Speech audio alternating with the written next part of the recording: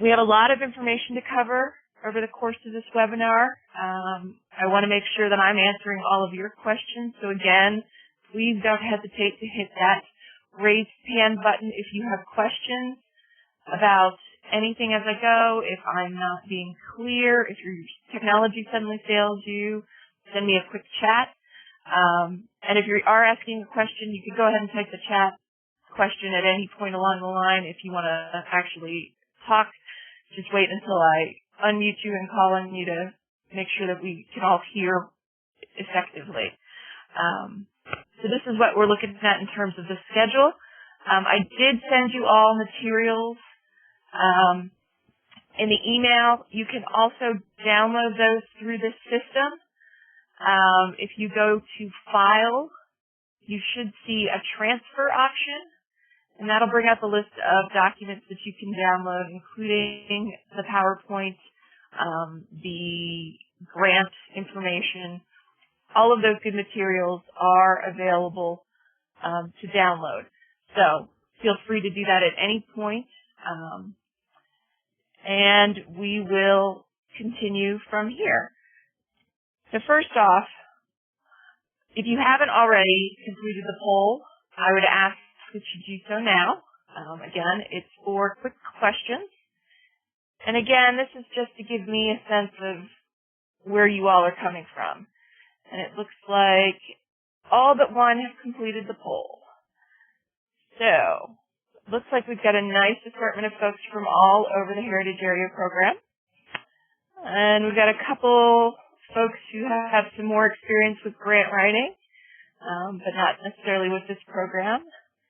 And it looks like everybody who's answered so far has actually written a grant application before, so that's great. That means that you're all a step ahead of the game. So I'll leave that poll open just a few more minutes in case you didn't get a chance to answer. In the meantime, let's go ahead and start talking about what heritage areas are. This is a brand new definition of heritage areas that we've developed. You know, it's a question we get probably more than any other because it's a concept that people aren't always familiar with. Heritage areas are special parts of the state, and the goal is to support economic well-being through heritage tourism. And I've highlighted sort of the key elements in this definition. So economic well-being, we're all about communities. This is a locally created program that's certified at the state level.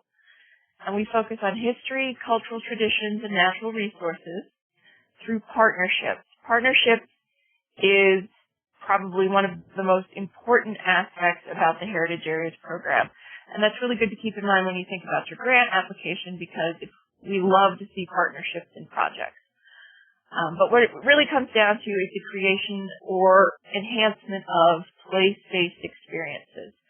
The National Trust defines heritage tourists as people who travel for authentic place-based experiences.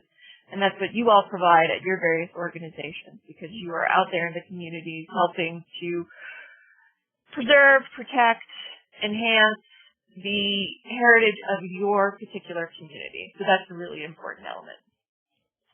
As I said, the program is locally designated but certified by the state with a commitment to economic development through heritage tourism. And you'll see that we currently have 12 certified heritage areas. Now, I will say that this map has not been updated because our brand new Mountain Maryland Gateway to the West Heritage Area in Garrett County is not the entire county, but we don't have the new maps in place yet.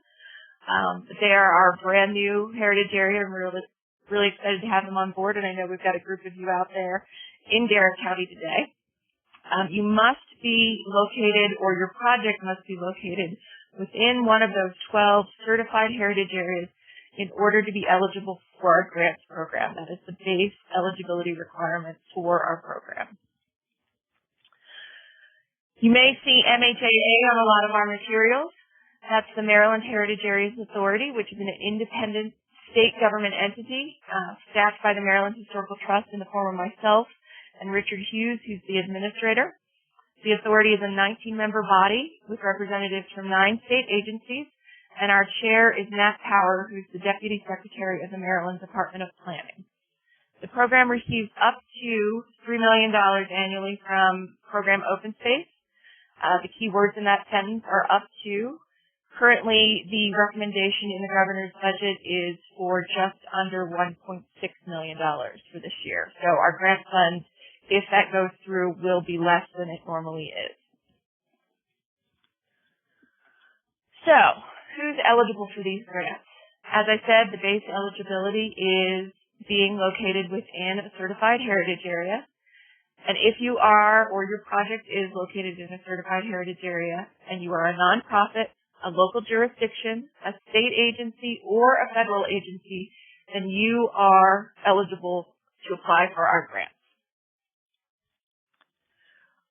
We have 3 different types of project grants that you can apply for: non-capital, capital, and programming. And we're going to talk about each of these with more detail.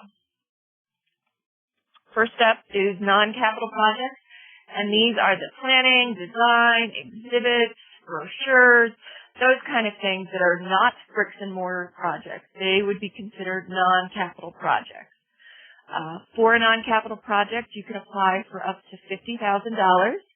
We do, for all our grants, require a 1-to-1 match. So for every dollar of grant funds that you request, you need to provide a dollar of support from your side of things that's non-state. We also, for all our grants, require that 75% of your match is in cash. And you'll notice the page numbers in red. You can follow along in the grant instructions, which I sent out in that email that hopefully you got, and if not, you can download it. Again, to download files, if you go under File, Transfer, you can download the instructions and other documents that I normally would hand out on a piece of paper at one of these workshops. The next type of grant is capital projects. For the most part, capital projects should be located within what's called a target investment zone. The target investment zone is exactly what it sounds like. This is a subset of the larger heritage area where the goal is to target investment. And so largely we require that capital projects should be located within those TIZs. There are case-by-case exceptions. If you have a more rural site, you may not be in a target investment zone. If you have a trail project, you may not be in a target investment zone. We are able to make exceptions, but they are exceptions. So the first thing you should do if you're thinking about a capital project is find out if you're in a target investment zone. Capital activities can be acquisition, development, rehabilitation. It can be new construction, pre-development costs. If you bring in an architect to do plans for you, that would be a capital cost. Any of those kind of bricks and mortar or pre-bricks and mortar kind of activities would be considered capital projects. For a capital project, you can apply for up to $100,000. Again, that dollar-for-dollar match, 75% in cash. Capital projects do come with some additional requirements. You may, if you have a historic property, be required to donate a preservation easement on that property through the Maryland Historical Trust. And we do require that you submit a letter stating your willingness to do that at the time of application. You may also be required to go through what's called Section 106 or compliance review. And this is a process for projects that have state funds involved that reviews the project to make sure there aren't going to be any adverse effects on any historic properties that might be impacted. And that may not mean that the property in question is historic, but it may impact other historic properties. So again, that's something that you should keep in mind because that is sort of an extra step that you would need to go through for a capital project. One thing that's unique about the Heritage Areas Grant Program is that it does not need to be a historic property. So if you are building, for example, a new museum or a new tourist center, that in theory could be eligible for capital funds. Any questions on capital funds or non-capital projects before we move on? Okay. And again, as I go, if you do think of questions, just hit that raise hand button and we'll answer your questions as best I can. So the third type of project grant is programming. And these are the events. This can be seminars, musical performances, reenactments, conferences, commemorations, festivals. Any of those sort of one-off event type activities are considered programming grants. And they, like the non-capital projects, can apply for up to $50,000, one-to-one match, 75% in cash. What it means when you select what type of project that you have, apart from the maximum amount that you can apply for, is that you also then have to complete a different project narrative for each type, because there are different questions that we ask about non-capital projects, that we ask about capital projects, and that we ask about programming projects.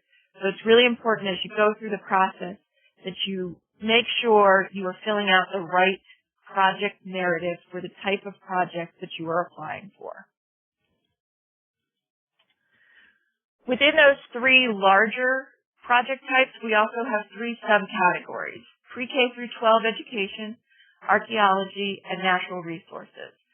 These can be non-capital, capital, or programming, and that projects don't need to fit in one of these three categories. If they do, however, we have a separate addendum that needs to be completed, because these types of projects, we have some specialized questions that we need you to answer. So it's a little bit more paperwork. Again, you need to make sure you filled out that addendum for the appropriate project type, and then address the questions that relate to that. So for pre-K through 12 education projects, this can be anything from creating curriculum to implementing that curriculum, if it's on-site school programming at your location, or if it is programming that you take into the schools. It can be teacher training. Any of these kind of things are eligible for education project grants if you make sure that you are aligning with the core learning goals and you demonstrate that you have consulted with either the State Department of Education or your local school system to ensure that this is a project that meets their needs. This is really important. You are asked to document it in your application process, and your application will not do as well if you don't show that you've got the schools on board. We don't want to give a grant for an education project that we then find out the teachers or the school system aren't going to use. So really, if you're thinking about an education project, please get in touch with your schools now and make sure that they are on board and that the project meets their needs. For archaeology projects, we require that they conform to the standards for archaeology investigation in Maryland. But this can be anything from protection of a site, public interpretation of an archaeological site, using archaeological information to restore a structure that may have been on your site, acquiring land for archaeological purposes. All of these kind of things are eligible, with the caveat that this is a heritage tourism program. So we need to see what the heritage tourism value of the project is going to be. And what that means is, while archaeology is extremely important for research sake, we need to see that it's not just archaeology for research. We need to see what the long-term plan is for that research and how it's going to be a heritage tourism project. Now that can be, you're doing the archaeological dig and you are bringing folks in to see the dig, or it can be something like they do at, I know Historic London Town and Gardens has gotten grants from us where they've done archaeological digs which have then informed the reconstruction of structures on their site. So while you may be applying for funding for an archaeological phase of a project, you still need to tell us what happens next and where in the project progress do heritage tourists fit in, to make sure that you're looking at sort of the broader picture, even if the phase that you're applying for is just archaeology. The third type, again, is natural resource projects. We are looking for projects that link in with other planning efforts, program open space, scenic byways, other programs. But this can be activities that support public access, sustainability, protection of a site, all of these kind of things, solving environmental issues. But the same thing applies for archaeology. We need to see that heritage tourism. aspect to it. And so that's really important that you convey that, even if the phase that you're applying for may not be as tourist focused, if there is an end goal that will be, make sure that you include that. So those are the 3 sub-types of projects. Any questions on any of those? Okay. Finally, we also have funding priorities. And these are the same funding priorities that we've had in the past, for obvious reasons. We're looking at projects that commemorate the War of 1812, the Civil War, or Harriet Tubman and the Underground Railroad. And what this means, again, don't worry if your project does not fit into one of these categories. That's okay. We fund lots of projects that don't fit the funding priorities. But what it does mean is that if your project does tie in with one of these commemorations, you get some extra points in the review process to make sure that that's very clear if that does apply to your project. The most important thing to remember when you're thinking about your project and your activities that you're going to do in a project, you need to make sure that it ties in with the goals and objectives of your heritage area. Again, this is a locally created heritage area, and we need your project to tie in with those local goals and objectives. And the best way to do this is to check out your heritage area, certified heritage area management plan, and subsequent planning documents. Right now, the heritage areas are creating what's called a 5-year plan, which is exactly what it sounds. This is what they're going to be working on in the next 5 years.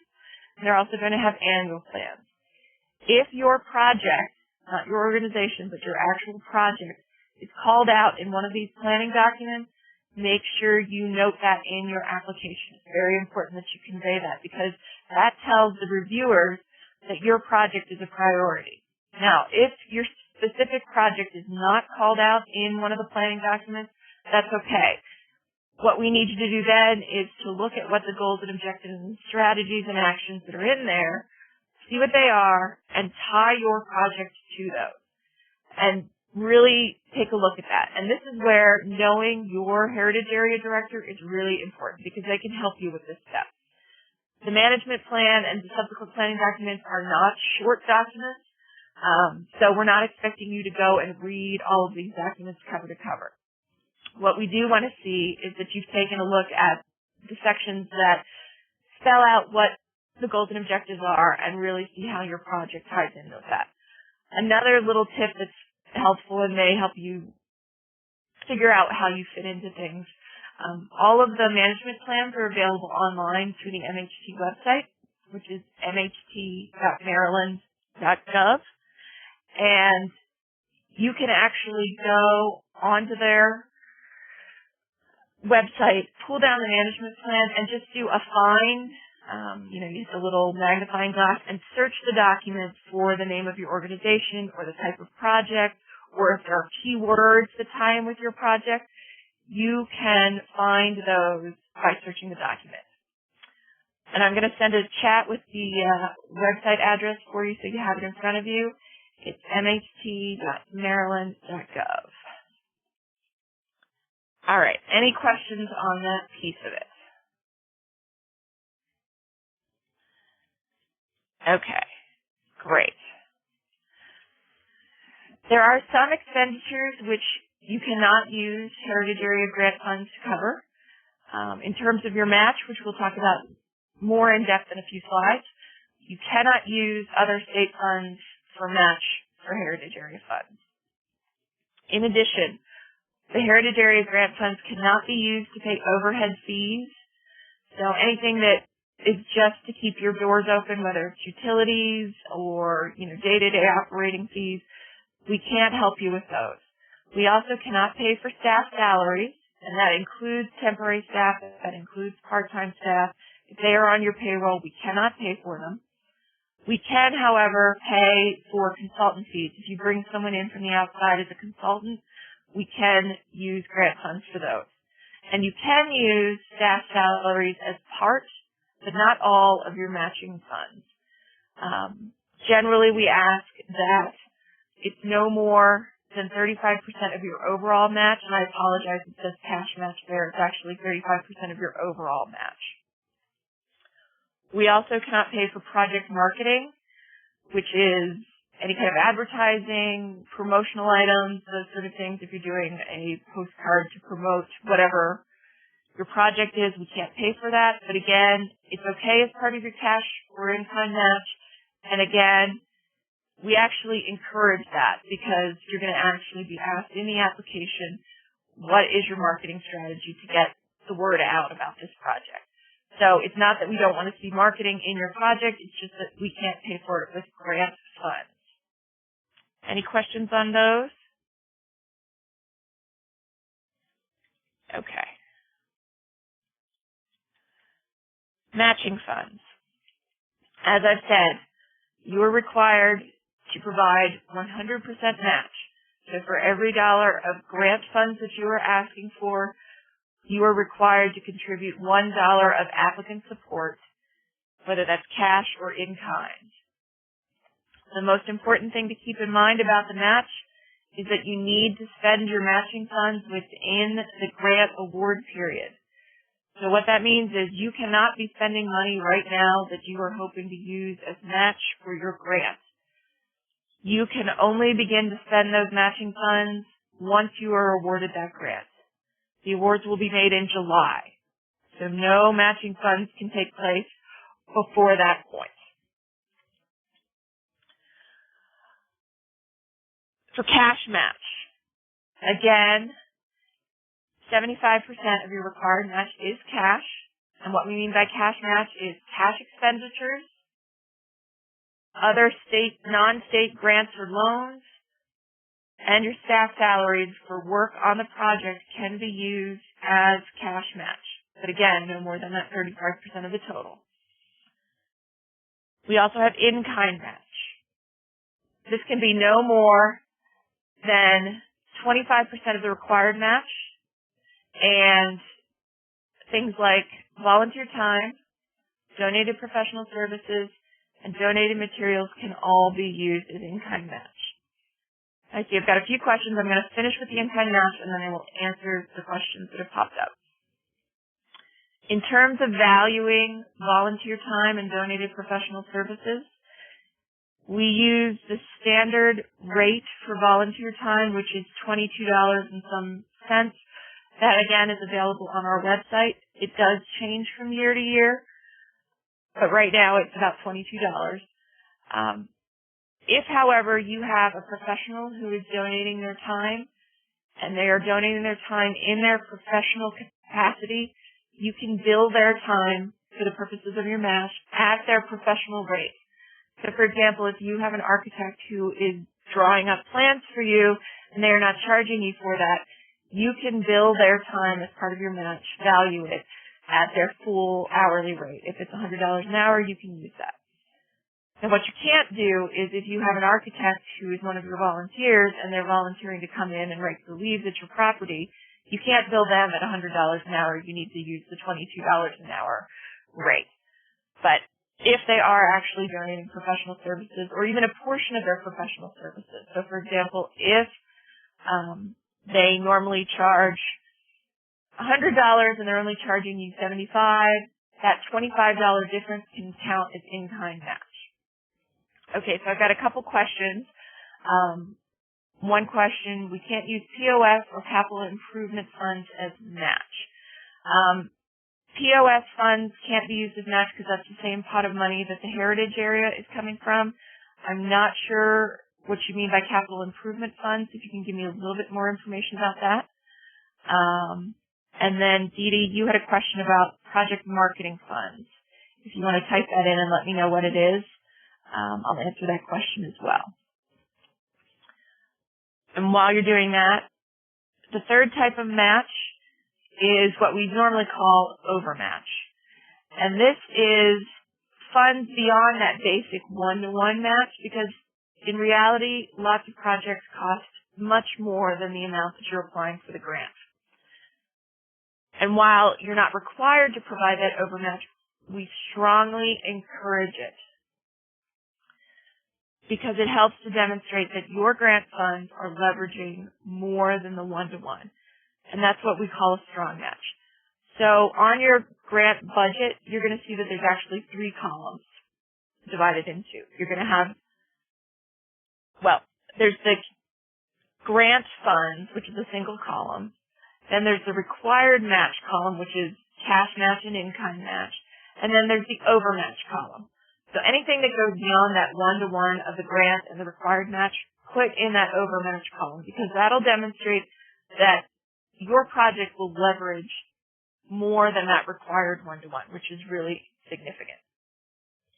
Okay, so back to project marketing. Dee Dee wants to know if we can't submit marketing expenses for project funding. That's correct. We cannot use grant funds in project grants for marketing expenses. You can use it as part of your match. I'll actually go back to that page. You can use it as part of your match, but we cannot use grant funds for that. The only time that MHAA grant funds can be used for marketing is if you are a heritage area management entity and you receive a marketing grant. That is the only time our grant funds can be used for project marketing. And then Nita's question was about state bond funds, and no, those can't be used as match because those are considered state funds. So anything that comes from a state source can't be used for match. Now, I will say that one grant program, which would on the surface seem to be a state grant fund, is the Star Spangled 200. And that's actually private and federal funds in that grant fund. So even though it's coming through a state agency, the source of the funds is not state funds. So that is a program where you could actually use it as match. In the handouts that I emailed and that you can download under transfer, if you go up to the file menu, there is a matching chart.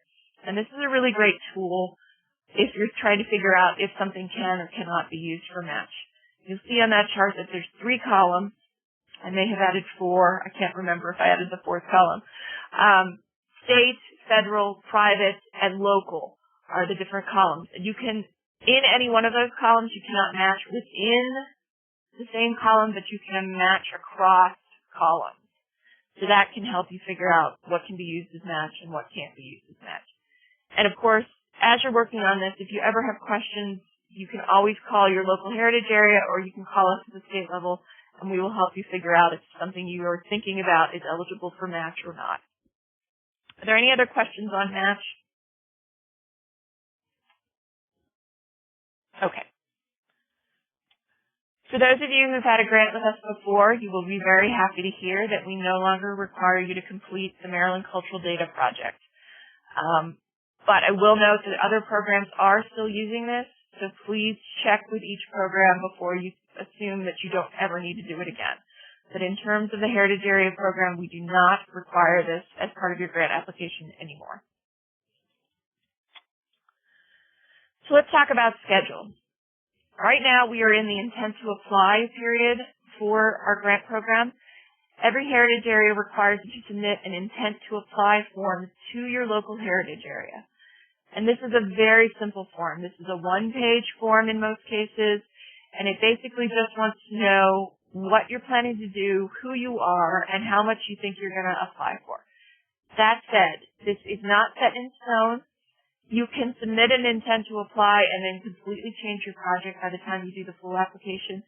This is simply a tool for us so that we know what kind of demands there's going to be for the grant funds that are available.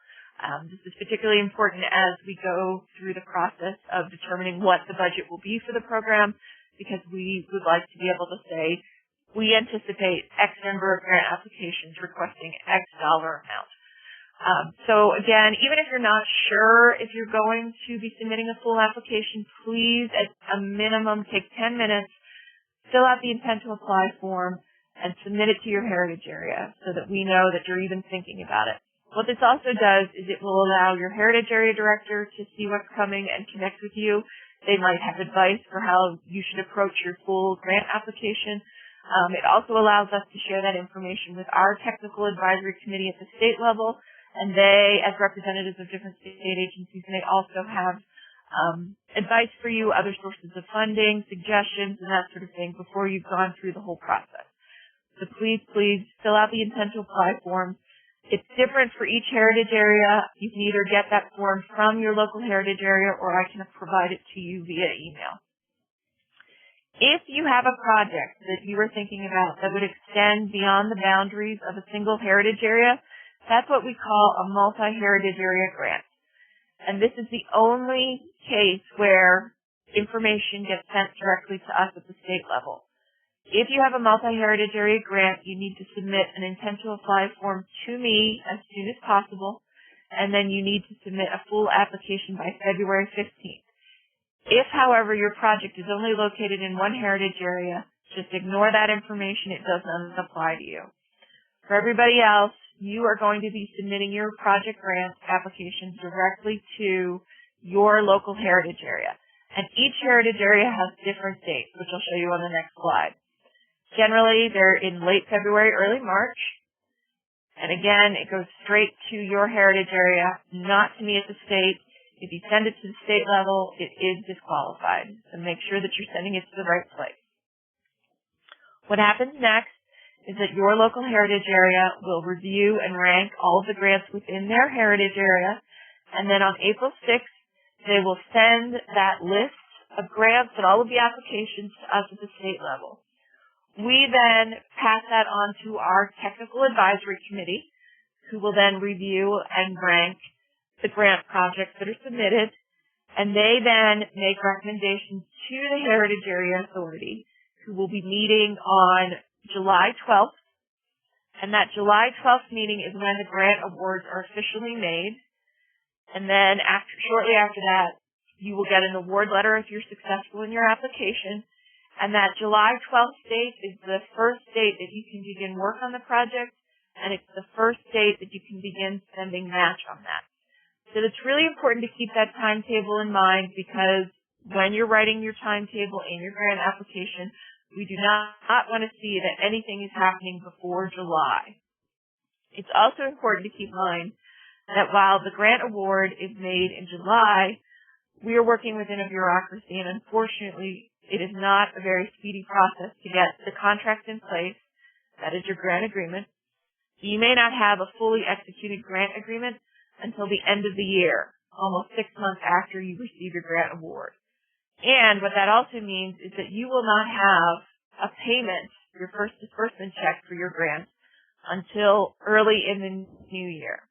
So again, as you're thinking about the timing of your project, as you're thinking about your budget, keep that in mind because you may not have a check from the state until January or February. And that could impact when things happen. Now, again, you can be working on your project as soon as it is awarded if you have the means to do so. But if you are operating on a really tight budget and can't do anything until you have a check from the state, then you can't start work until probably early in the new year. So keep that in mind as well. Any questions on the grant schedule? Okay. So here are all the deadlines, and I'm sorry, this is a lot of information. Hopefully you can find your particular heritage area in there relatively easily. This provides the intent to apply and the application deadlines for each of the 12 heritage areas. And again, if you have particular questions for your heritage area, contact your heritage area director. They can help you with their process. Everybody does it a little differently. But they can provide the form for you. They can answer any questions. If you need advice, they can provide that. This is, it's an iterative process in many respects in that you're getting advice on the intent to apply. Many of the heritage areas will give you feedback on a draft if you get it into them in time. It's really very valuable to work with your local heritage area director on this. Okay. Some tips for getting a heritage area grant. First thing is to start early. You're all at this webinar, which means that you're thinking about it, so that's great. One of the things that I recommend doing is sitting down with the instructions for the grant application and reading through it. Don't just sit down and start typing. read through all the instructions first. And I think it's really helpful to actually make yourself a checklist as you go through with deadlines for when you need to either create or locate or acquire different pieces of information. If you have folks that you can delegate to, note who is going to be responsible for each piece and when it is due. And I would recommend making the due date at least a week earlier than it actually is so that you have some wiggle room if there's any problems. But there are a lot of moving parts to this application. You have to pull together information from a number of different sources. And one of the most important things that does take quite a lot of time is you need letters of support from your elected officials. And this can be a long process. And this is the one piece of your application packet that if it's not in there, you will not be penalized, but you do need to provide it before the grant award. So what I recommend is that you draft a letter for your particular elected officials. Make sure that you carbon copy yourself on that letter because they're not always so good about sending the signed letter back to you. A lot of times they send them directly to us at the state. And that's okay, but you need to know that we've gotten that. And if you get a carbon copy back, then you'll have a copy that you can include with your grant application. If you have made the request but have not yet received any letters back when you need to submit your application, you can put in a filler page for each letter that you requested and say, letter of support requested from so-and-so on such date, and note that it'll be coming under separate cover. Like I said, a lot of them do get sent to us directly at the state. If we're getting close to that July date and we still have not received letters, we will get in touch with you and let you know that we still have not received support letters for your project. So again, that's a good piece to be starting now. Again, ask questions. You can ask your local heritage area director. You can ask Richard Hughes or myself at the state level. We are happy to help you as you're thinking about your project. If you have questions about the application process, if you have questions about match, just ask the questions. We'd rather that you ask the questions up front than sort of try and plug on through and not ask the questions and find out at the end of all that work that you've missed some key piece of information that means that you have a less viable application. As you are finalizing your grant application, please make sure that you do spell check, grammar check, math check, and please don't just rely on your computer to do those things because they sometimes miss errors that may be in there. Math check is probably the most important. We, again, have a number of different reviewers who read these, but they can be reading upwards of 100 applications.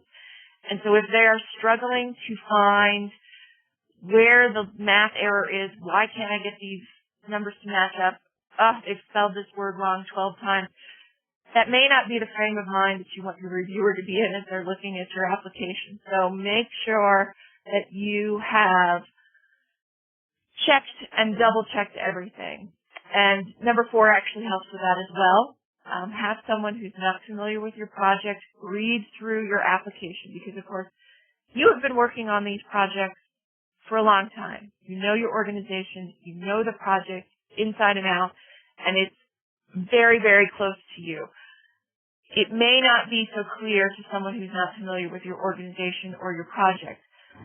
So if you have someone from outside read through the application, not only will they help with the spelling, grammar, and math check, but they will also be able to tell you if it makes sense, if it's clear to someone who has no knowledge of your organization.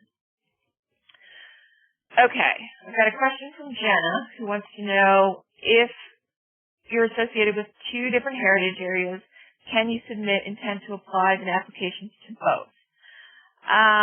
I think it needs to be where the project is going to take place. Will dictate which heritage area you apply to. If it's going to take place in multiple heritage areas, and that's what I was referring to as a multi-heritage area grant, and it has a separate process where the application comes to the state level and both heritage areas review. So hopefully that answered your question. If not, you can ask for more detail. Okay. More tips. The more detail, the better, especially with budgets. What I mean by that is we want to see, particularly in budgets, where the numbers that you're estimating for costs, for example, are coming from.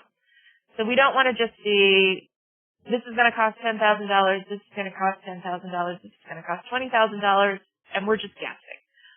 What we want to know is if it is, for example, part of your match and it's going to be someone's salary, tell us how many hours, tell us what the hourly rate is, or if it's a percentage of their salary, tell us what that is.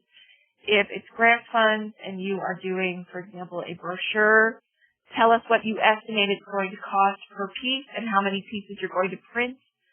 That kind of detail is really very important for your budget because we want to see that the costs you anticipate are based in some level of reality. We're not saying that you have to have full bids in because we do have a procurement process in place that we require.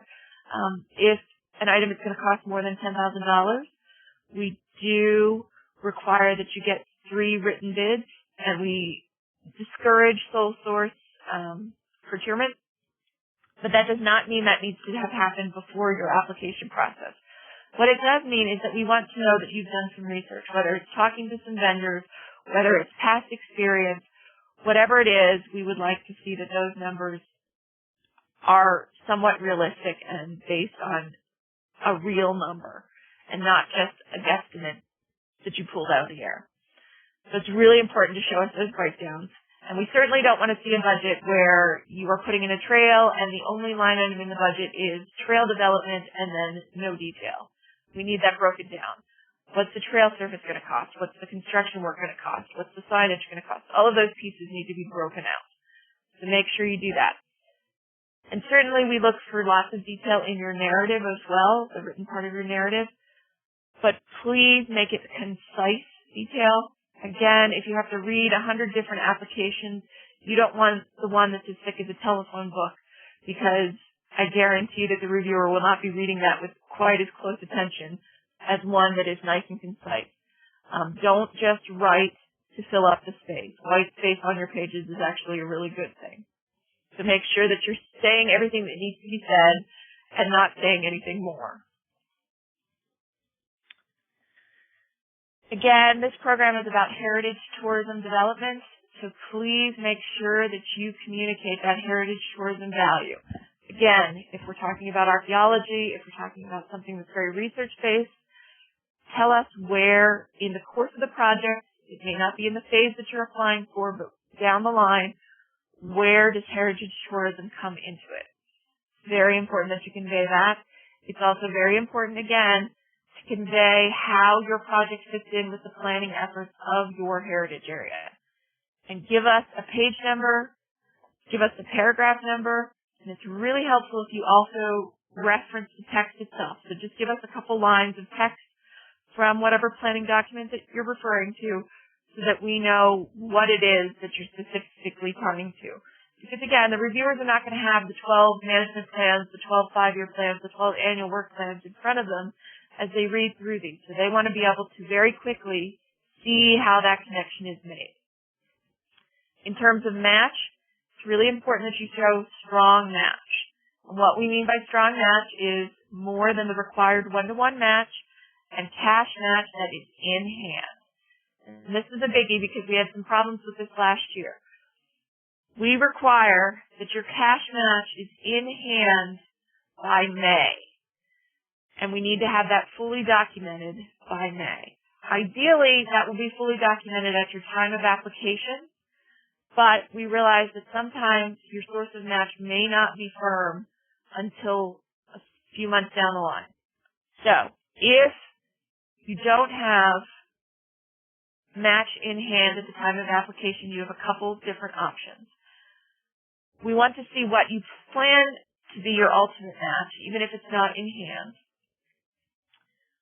If you know it's not going to be in hand, we want to see that you have a plan and that you have a backup source of match that is in hand. So what that means is if you have applied for a grant that will not be awarded until after the Heritage Area awards its grant, what we want you to do is say, we have applied for this grant program. If we are not successful in that application, we will use this other source and provide documentation for that source. Now, whether that is pulling some funds from your endowment, or you have a bank account set aside for a rainy day, or you have a donor who commits to providing that match if the grant doesn't come through, whatever that is, we need to see that back up. But ideally, you will have those commitments or documentation of cash in hand at the time of award.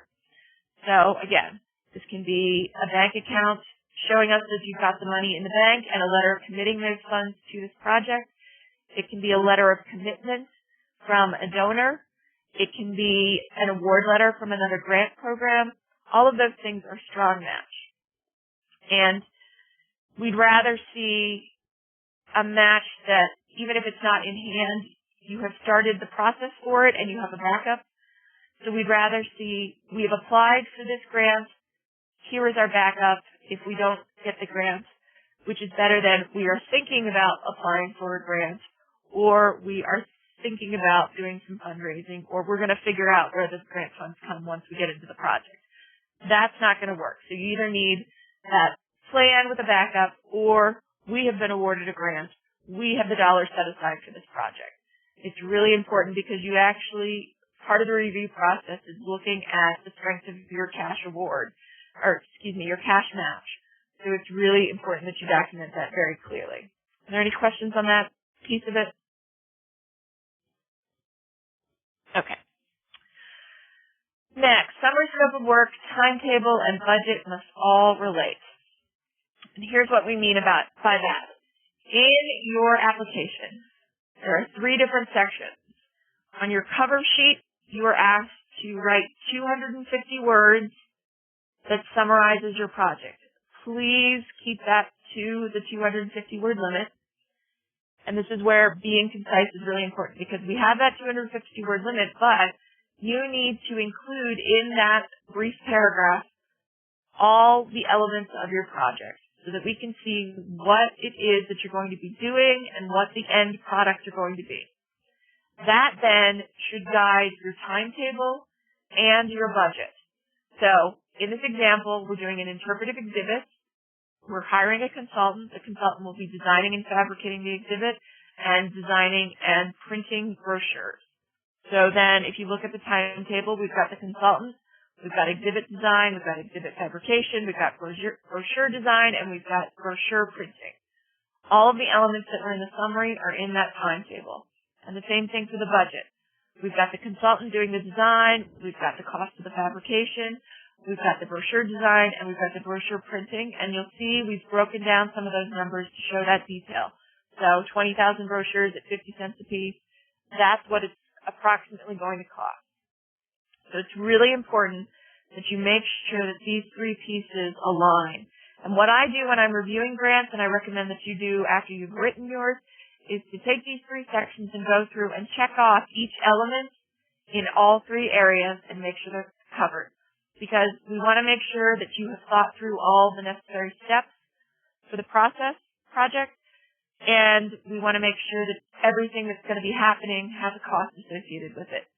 Because again, we want to see that this is a well-designed project that can realistically happen. And this allows us to see that you have thought it through and know how this is going to play out. Any questions on that piece? Okay. The last set of tips is on the project selection criteria. And this was something that we just went through a whole process to overhaul. And so I want to go through each one of these in a little more detail because some of them are new, some of them have changed, and I think it's important for you to understand each of these different sections because this is what the project is going to be reviewed and ranked on. And so you want your applications to address, wherever applicable, these criteria. So again, as I said, the first one is the consistency with the management plan and other planning documents. And this again goes back to check those management documents, work with your heritage area director, and show how your project ties in with the overall plans for your heritage area. The next one is project design. And I will say, the one criterion that's not here is the local ranking, because part of what happens at the state level is that we look at how your local heritage area ranks your project, and that ties in with the consistency with the planning documents. Because if you have a project that doesn't fit in with the plans of your heritage area, then it probably will not be ranked as highly, and that gets you additional points however high you are in the local ranking. So again, work with your local management entity to make sure that you're tying in with those. So the next one is project design. And again, this is sort of going back to, does your timetable, your budget, and your scope of work match? Because we want to see that your objectives and your methods are clear and realistic, that it's very clear what the end products are going to be, that it's very clear how you will get there. We want to see that the budget has the necessary expenditures to achieve all of the tasks that you've outlined in your scope of work.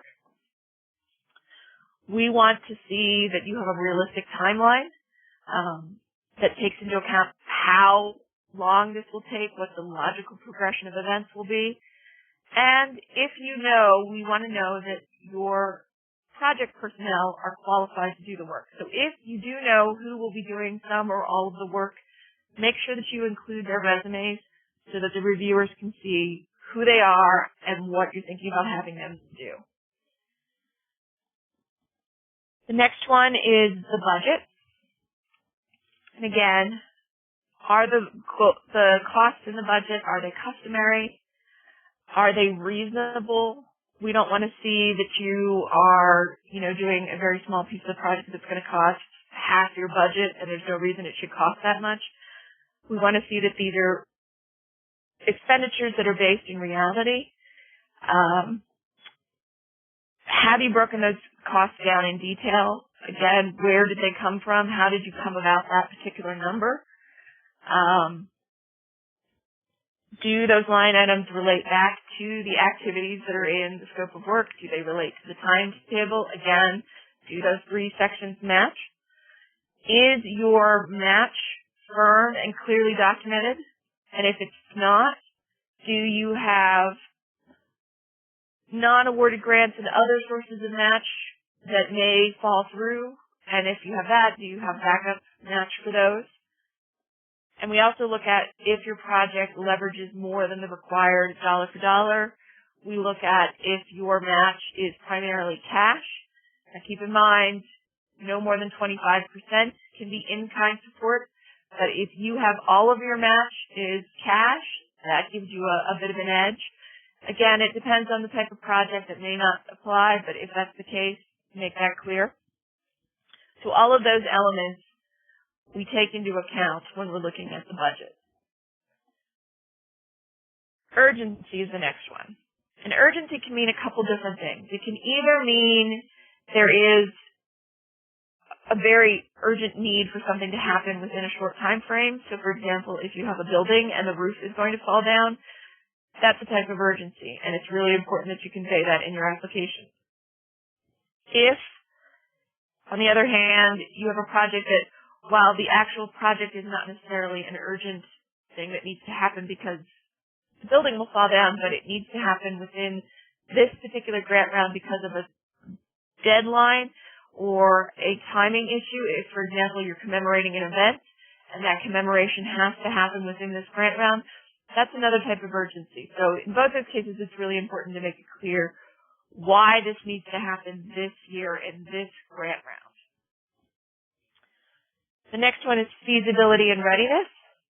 And we're looking at if you're successful in your grant application and you are awarded a grant, are you ready to go in July? Can you accomplish everything that you've set out in your application? Again, this sort of ties in with the timeline. Is it realistic? Have you thought through all the necessary steps? So this also looks at whether or not you have a marketing strategy, for example. So if the goal is heritage tourism, how are you going to draw heritage tourists to your particular project? And we're also looking at the lifespan of your project beyond the grant period. So what that means, if, for example, you have a type of project that may need ongoing maintenance, so, for example, wayside panels, we want to know who's going to be maintaining those, what's the life expectancy of each of those waysides, what happens if somebody comes and graffitis one of them, who's responsible for cleaning or replacing that, those kind of longer term issues. This also applies to various different technology projects, whether it's a website, whether it's a smartphone application. We want to know what are the ongoing costs associated with it. How long will that website or app be live? Are there annual hosting fees beyond the period of the grant? If so, who pays for those? What is that cost anticipated to be? All of those kind of sort of longevity questions we also want to know about, because we don't want you to just be thinking in the here and now of, I just want to get this project done. We want to know that you have realistically thought about what happens after it's done and it's out there in the world. What happens next? How long does that exist? The next one is impact, and this is two separate sections. The first of which is, again, that heritage tourism value, economic benefits of your project. It's really important that you demonstrate how that is going to be impacted by your project, whether it is how much you anticipate visitation to your site to increase, are you creating any jobs, are you supporting other heritage tourism related businesses with this project, those kind of questions. What is the bigger impact of this particular project on heritage tourism and economic development? This is also the section where we look at the education, archaeology, and natural resource projects. And again, you need to have completed those special addendums for these particular areas. If your project does not fit into one of these three topics, don't worry about it. All it means is that these projects could get a few extra points if they answer the questions and they meet the goals outlined for each of these areas. So again, we're looking at, are you involving the schools for education projects? Are you using a local planning effort? Green print, land preservation, park and recreation plans, program open space plans, if you have a natural resources project. If you have archaeology, are you tying in with the standards for archaeological investigation? Those kind of questions could get you a few extra points. Again, if your project doesn't fit in those, it doesn't matter. You can earn points in other areas. The next one is administrative capability of the applicant.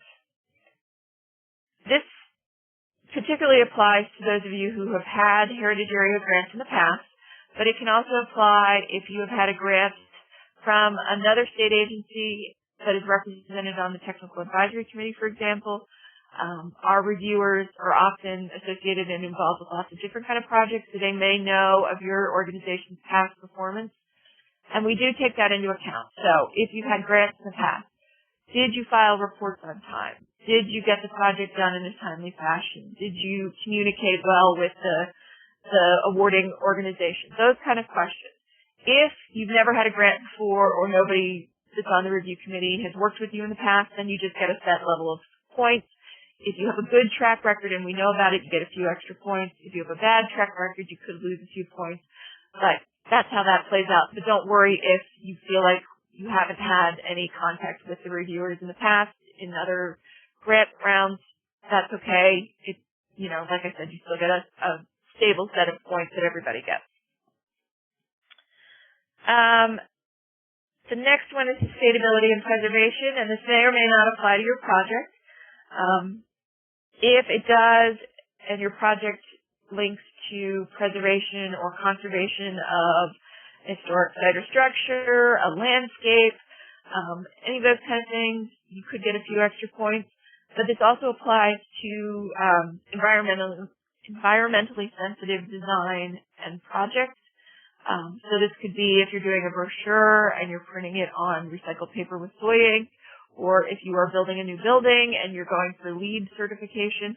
Those kind of things could get you a few extra points as well.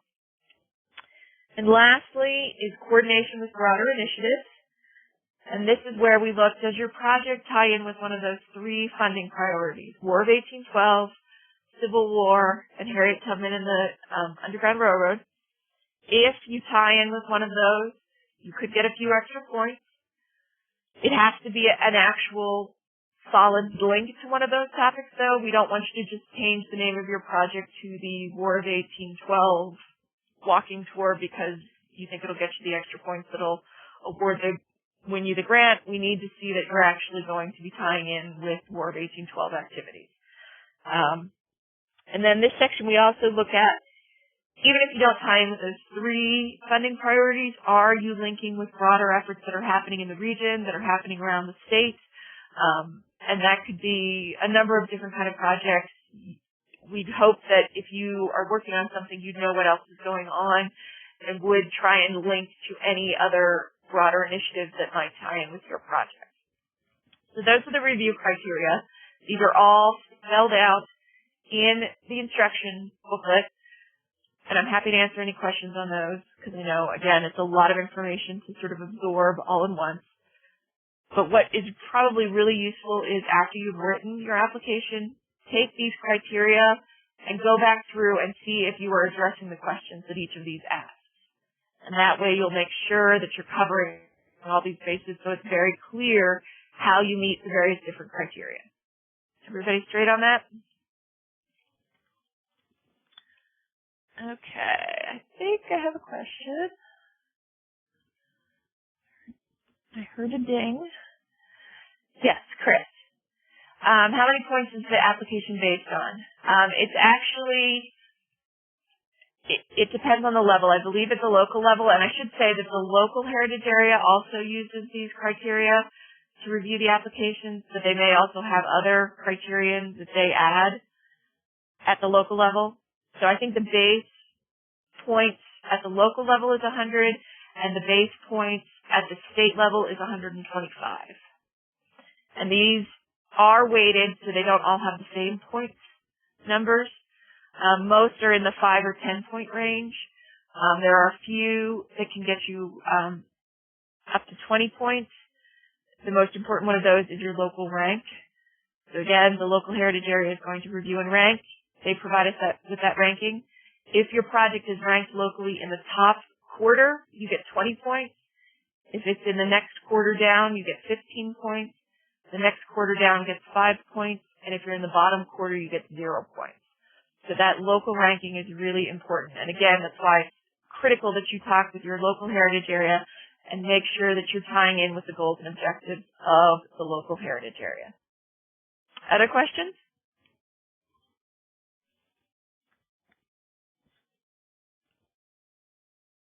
Okay. A few more tips for specific project types. If you're applying for a capital grant, please provide pictures, provide us with plans if you have them, provide us with maps. We want to see what the building looks like if you're doing work on a building. We want to see if there's something that needs repaired. We want to see that so we understand the magnitude of the issue. If you have architectural plans drawn up, send us those so we can see, a rendering of what it will look like when it's done. We need to see a map so that we know where it is that you're talking about for this project. And that goes for outdoor signage and trails as well. If possible, we'd like to see the location of the sign, even if it's a rough estimate, so that, again, we get a sense of what you're talking about and where you're talking about. Again, make sure you address that maintenance issue. For education projects, again, you've got to show us that buy-in from schools. It can be a letter of support that you could include with your application. You can tell us who you've been working with. Really critical. And with websites and smartphone apps, again, talk about that duration and maintenance, ongoing hosting fees, and please also tell us a little bit about the information ownership if you're using, for example, proprietary software. It's important for us to know if you stop paying the annual fees or the monthly fees or whatever the fees are, what happens at the end of it? Does your information just go away? Do you retain ownership of that? To try and get some answers to those kind of questions to include with your application. Very quickly, we're almost at the end here. I'm sure you're all very full of information at this point, but I did just want to point out a couple other benefits of the Heritage Areas program. We do have a loan program. It is based on the available funds, which are not very large at the moment, but this might be an opportunity for you, particularly if you are a business entity or individual, but nonprofits and local governments can apply for these as well. You must have a project that's located in a target investment zone, and it must be capital type projects, but it could also include purchase of equipment, furnishings, or inventory. But again, you've got to demonstrate that heritage tourism value. So if you're starting up a heritage tourism business, for example, this might be something that would be of use to you. Another benefit of being in the heritage areas is expanded eligibility for the Sustainable Communities Tax Credit Program. And I will start by saying that this is not my program. It is a very complicated program. I can't really answer any questions about it, but I want to make you aware of it, because if you think that this is something you might be interested in, it needs to happen at the beginning of your project before project work begins. So make sure that if you're thinking about this, you go to the website and you find out the information now. In general, what being in the heritage area means that not only do National Register sites qualify, but historic structures that are not listed but are in a target investment zone, or non-historic structures in or outside a target investment zone that have significant heritage tourism development impact could be eligible. If you're not sure if you're located in a target investment zone, check with your local heritage area and they can provide you with a map of that target investment zone. Most heritage areas have a handful of them. They are most often centered on municipal areas. But again, check with your local heritage area to find out if you are located within a target investment zone. You can also call me at the state level and I can try and help you figure it out. We are working on some mapping issues with some of the heritage areas where the boundaries are not as clear as they could be. In that case, I may need to still refer you back to your local heritage area, but I can try and help you with that initial search of am I or am I not in a target investment zone. The other benefit to mention from the heritage areas is that many of the heritage areas have a mini grant program. So if you're thinking about a project that is only for a small amount of money, they are generally $2,500 to $5,000. Every heritage area has a different application process, different deadlines, but this may be an alternative to doing a full-blown application at the state level, because if you just need a little bit of money up front for the project, this might be an easier process. I can tell you that if you are located in Baltimore, Baltimore is unique in that they have a mini capital grant program. You can apply for up to $15,000 from them through their mini grant program, and because their mini grant program is not funded with state funds, you can actually use the capital mini grant to match a state heritage areas grant. And they have actually this year aligned their application deadlines so that you would apply for both at the same time. The turnaround for the mini grant would be quick enough that you could then report back that you have match, if you're successful in that application, for the state heritage area grant. So if you're in Baltimore and you're thinking about a capital project, get in touch with Jeff Buchheit and he can help you out with that mini grant application. So that is the end of the formal presentation. I am happy to answer as many questions as you like. We can sort of play it by ear how this works. I can, if you want to do raising hands, and we'll unmute you if you want to talk. You can type in questions on the chat. I'm happy to spend as much time as you need to answer the questions that you've got. I can chat with you one-on-one at a later date. All my information is on the screen. Richard Hughes is happy to answer any questions as well, as are your local heritage areas. So, anybody have any questions?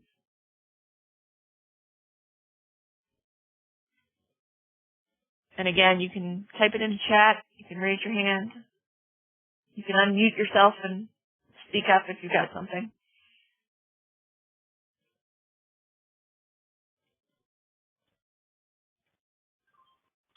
Okay. Let's see. The PowerPoint, you can print it out. You can download it. I don't think I attached it to the email that I sent, but if you go in the upper left corner to File, and you should see Transfer, and let's see. all the files that I had up there have disappeared. So let me just put that up there. This is where the technology lets you down. I will put that file up there, and you can actually download it for yourself, and feel free to print it out. Okay, that should be up there. Hopefully you can click download on that and pull that down. If you're having problems and aren't able to pull it down, let me know, and I will email it to you. Let's see. Where can we see examples of successful grant applications? You could check with your local heritage area. They may be able to share those with you. We aren't really able to share other people's applications with you because they may contain information that is private for that organization. But your local heritage area may have some examples that they can share with you. And John, you asked about state agencies. State agencies can apply directly for heritage area funds, as can federal agencies. It's one of the things that makes us unique. So, you know, DNR could apply directly for a grant from the Heritage Areas program. Other questions? I'm going to throw up a few more files that you can download since they all disappeared, even though I had them up there before. Hopefully you're able to download these. Again, if you aren't, I can do another email around. I think most of these were on the email. Just in case you missed that, I will put those up there. I also do have the intent to apply forms for the different heritage areas. So if you need an intent to apply form, let me know and I can get that to you as well. And if you've had all your questions answered, feel free to head on out. I will hang out, and if you think of other questions, I'm happy to answer them. But I want to thank everybody for coming on board and trying this out with us. I will probably be doing a little survey of everybody in the next couple days just to find out how it went and what you thought. I have been recording this. I'm going to see if I can make this available online so people can go back and listen to it again if you really had so much fun the first time around. But again, if you need to leave, feel free to duck out, and I will keep answering questions. Chris, you're asking about a grant from DOE. Are you able to apply it as match? You are able to apply federal funds to match as long as it's the same project and it's extended within that grant period.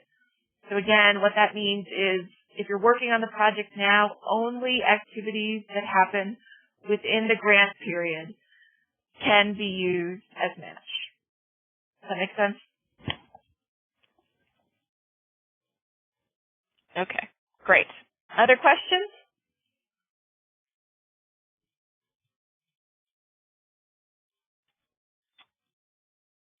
All right, well, I will hang out. So if you want to ponder the materials and think of a question in a minute or two, I'm not going to close the session right now.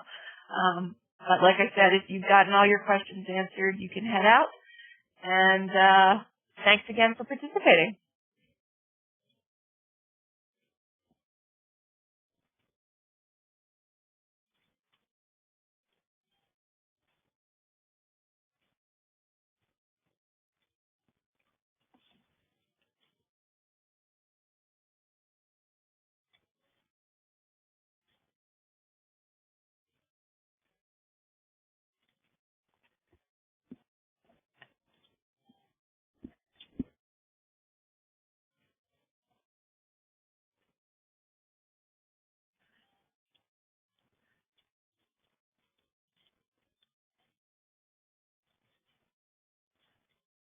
And those of you who are at a big group meeting, if you're still there, and we can probably take turns and pull you in one at a time if you need to ask questions as a group. I'm happy to do that as well.